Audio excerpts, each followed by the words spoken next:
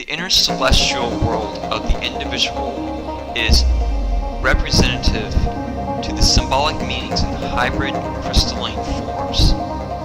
This is the realm of serenity at its finest state of being. Within a person, bliss is aura in its purest and richest form.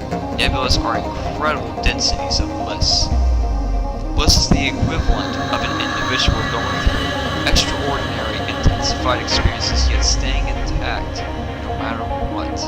This is a true level of attaining, which is symbolic in this clarity of nebula-like means. The Celestial Crest eye is the fourth eye, essentially.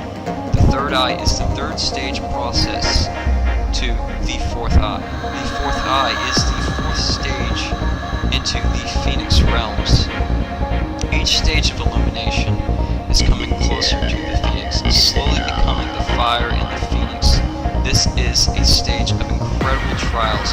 However, the circumstances dropped and the reality previously lived, in which we were only seeing fragments of that reality and the true reality moving in, means that the realms are closer. However, the unique factors of the individual must be explored to their cores. This is why rebirth occurs, because at some point the individual becomes heavily immersed, and only by becoming, after being for a certain amount of time, is it time to pass on and live in brighter illumination, in pure knowledge, pure realization, pure honesty of one's achievements and symbolic nature expressed instantly and abundantly in accordance with the individual's harmony and resonating values of that individual's life. A star is an incredible value of life, so incredible to be burned alive by its meanings is proof enough to know how far one has to go to become such a being. This is the fascinating realization of the mystery in life. From the fourth eye, the vision is coordinated with deep realm nebula streams of information. The Phoenix within becoming a guide within the third eye is the first step into guidance within. This is the ultimate leap for many of this planet's beings. They are externally influenced to the point their third eye is closed and their two eyes are all they use. To be a guide of the self is a great deal of accomplishment. It is the ability to know and be assured in serenity. This is an understanding on incredible experiences that have been looked at in so many angles that the discernment is instant and can be explained in factual and realistic terminology instead of ideology, which is theories, but in personal influence form rather than separate theories, which are separate ideals and can be looked at without involving the self, which can incorporate conflicts unneeded. So instead of being immersed, it is to view from afar or up close. Either way, there is no attachment, thus elements become acceptable in most cases. Non-awareness still can be experienced.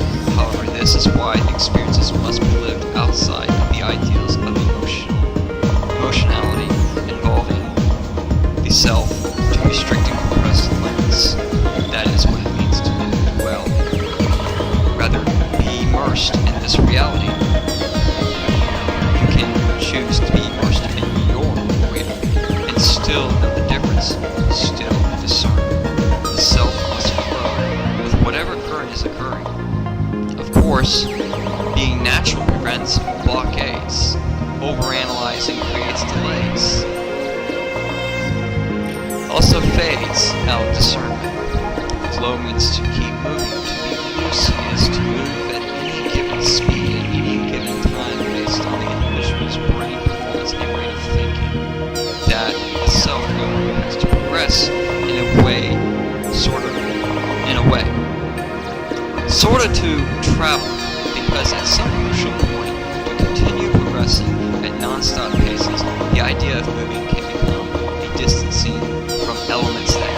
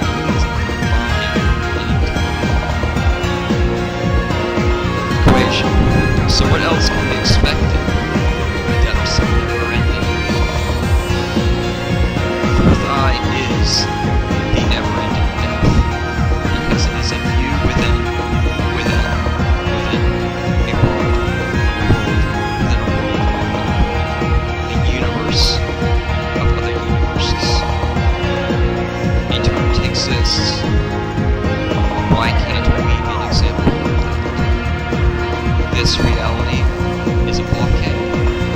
You remove the blockade, and